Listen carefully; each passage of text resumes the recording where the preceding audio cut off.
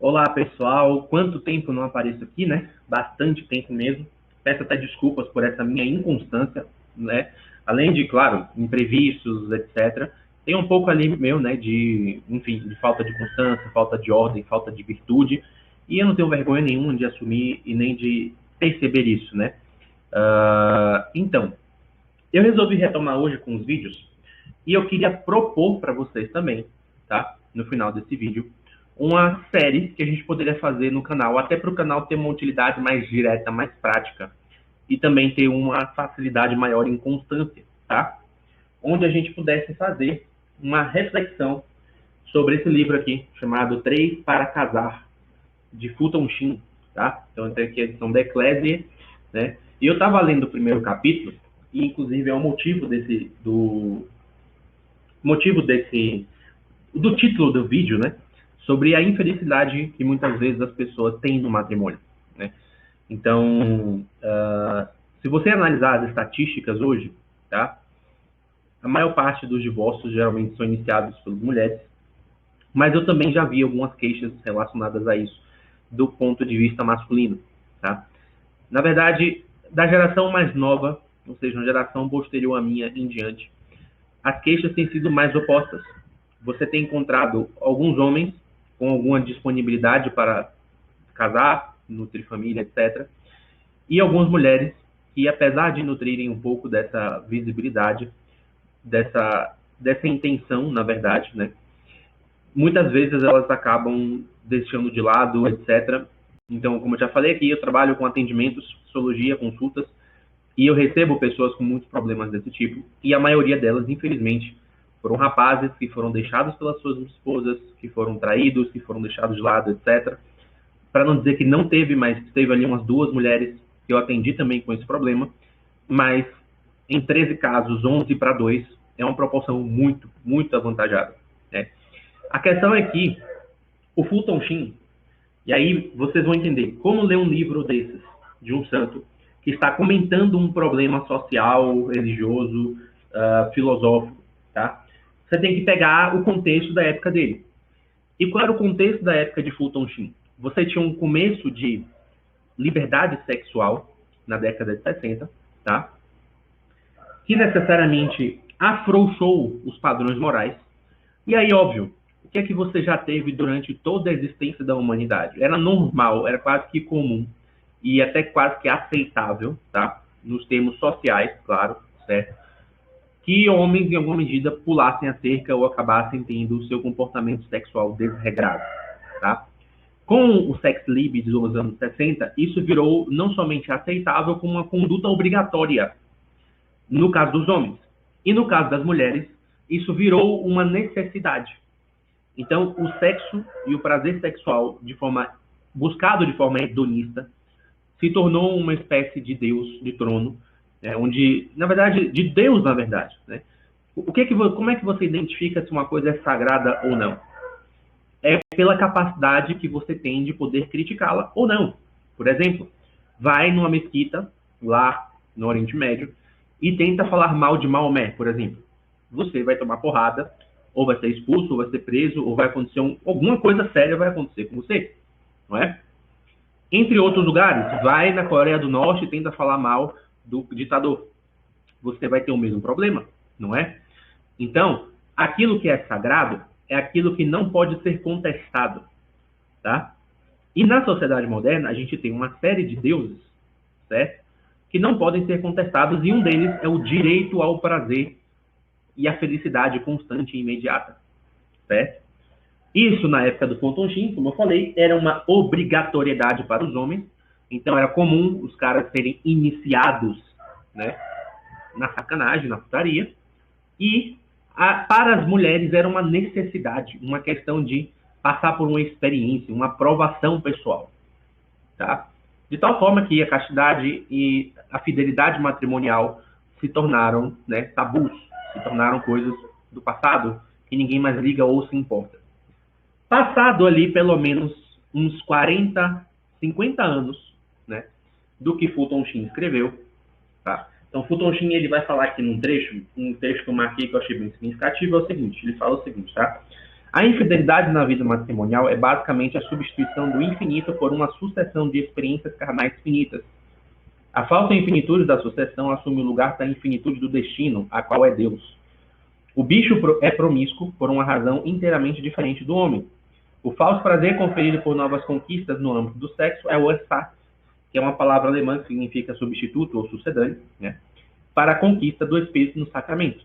A sensação de vacuidade, melancolia e frustração é uma consequência do fracasso em encontrar a satisfação infinita no que é carnal e limitado.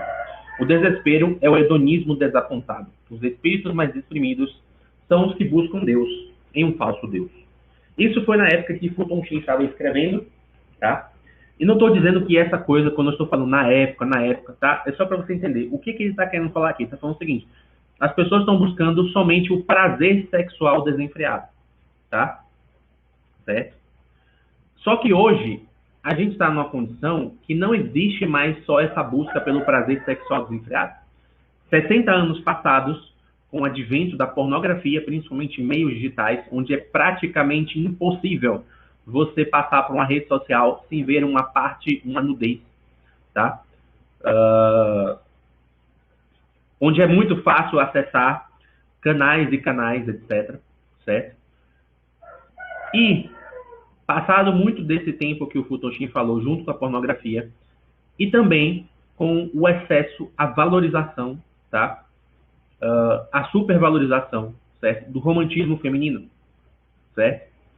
Então, olha só, você tem para os homens a pornografia, que é um vício, um problema sério, que faz com que o sujeito... O que é que o sujeito viciado em pornografia faz? Ele vai de site em site o tempo todo, vídeo em vídeo, clica e nunca está satisfeito. Ou seja, ele está buscando o quê?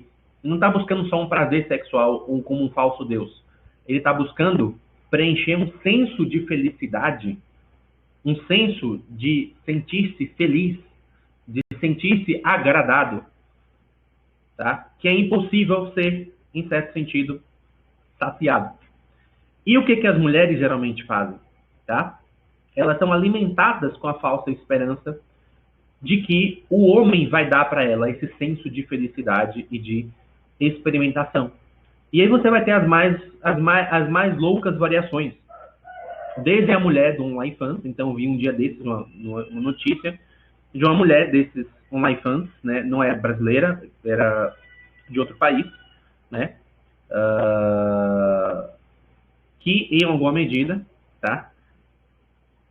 Ela se orgulhava de ter quebrado um recorde do Guinness Book, de ter tido mais de 1000 relações sexuais com 1000 homens diferentes. Veja só, isso já passou da fase de ser um hedonismo sexual desenfreado, como o Fulton Sheen estava descrevendo.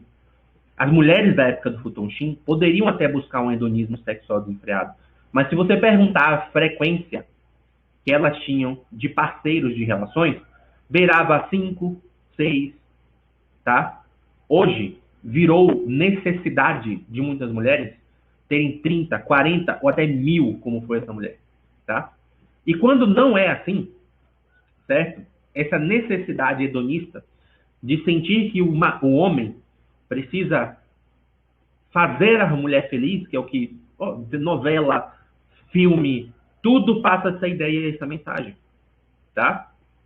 O homem precisa fazer a mulher feliz, precisa fazer tudo que ela quer, do jeito que ela quer, da maneira que ela quer. As mulheres, se você pergunta para elas qual é necessariamente o que você espera no homem, você vai ver qualidades e características que estão ali apenas para servi-la, tá? Para cumprir os seus caprichos. As mulheres são educadas, estão sendo educadas assim. Isso também é uma forma dessa busca por uma felicidade ineficiente, ou seja, você projeta na pessoa uma imagem. Os homens, como eu falei, geralmente é uma projeção de imagem física ou até moral, tá? Ou até moral.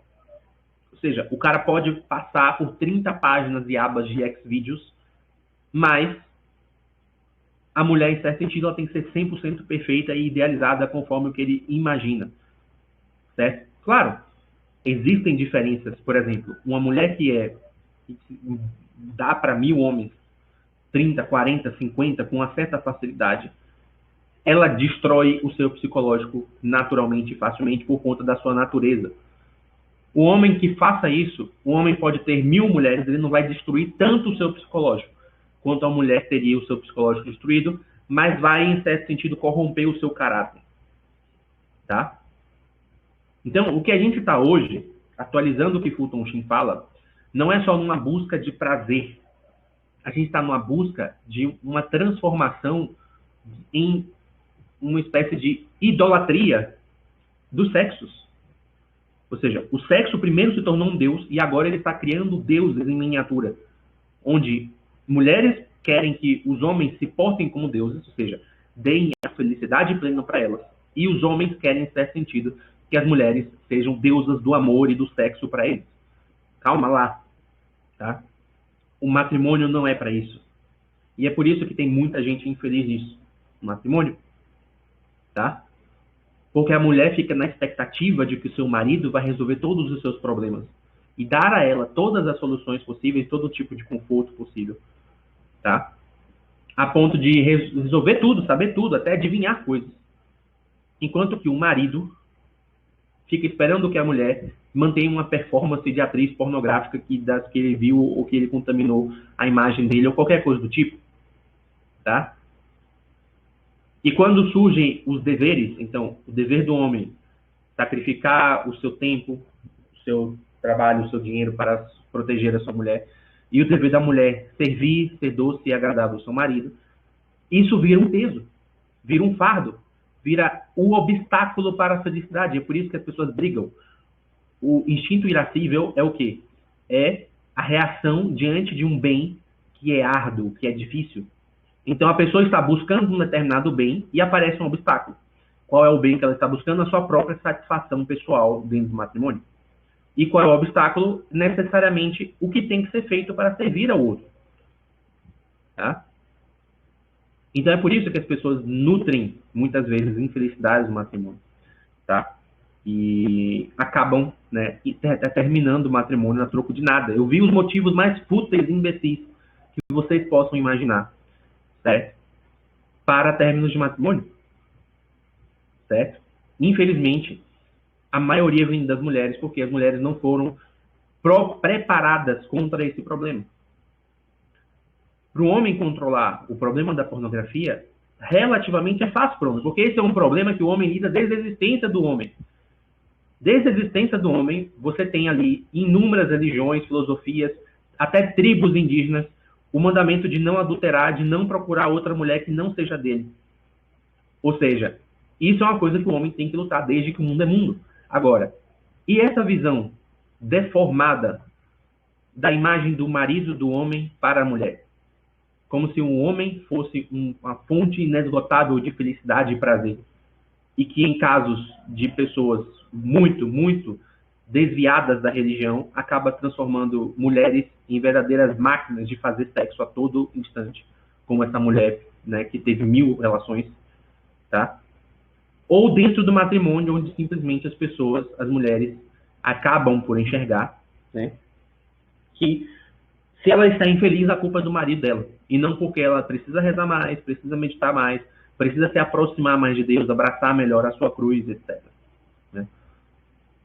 Certo? Eu não estou aqui também negando ou extrapolando os casos onde tem uma convivência matrimonial insuportável. Não estou falando disso, eu estou falando de posições normais da vida.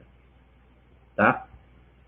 Então vamos refletir nisso. E aí, por favor, quero pedir a vocês, se vocês quiserem, eu posso todo dia, ou, não sei, vou pensar na frequência aqui ainda, tá? Pode ser todo dia, porque eu quero ler esse livro rápido, eu quero meditar ele e tal, eu quero fazer um compromisso pessoal, mas eu queria transferir esse compromisso pessoal para vocês também. Então, eu lendo ele todo dia, meditando ele, trazendo uma reflexãozinha dessa aqui, de 10 minutos, no máximo 15, tá? Sobre os assuntos que esse livro traz, e vocês, né, desfrutarem, curtirem e compartilharem. Então, deixa aqui nos comentários a sua opinião, tá? Fiquem com Deus, boa quinta-feira a todos vocês, e se Deus quiser, a depender dos votos de vocês, da escolha de vocês, tá? Até amanhã, tá bom?